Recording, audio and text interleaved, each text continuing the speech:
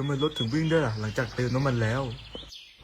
เพราะมันเกี่ยวกับกฎการอนุรักษ์พลังงานไงล่ะนนท์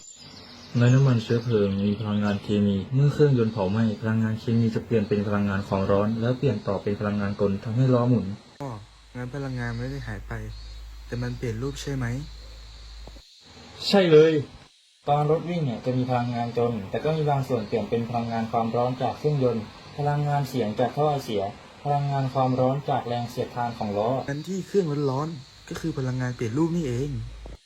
สรุปนะครับกฎการอนุรักษ์พลังงานเนี่ยพลังงานไม่สามารถสร้างหรือทำลายได้แต่จะเปลี่ยนรูปแบบไปเป็นอีกรูปแบบหนึ่งพลังงานในน้ำมันก็แค่เปลี่ยนจากน้ำมันไปเป็นพลังงานเคลื่อนที่ถูกต้องนะครับพลังงานรวมยังเท่าเดิมเสมอ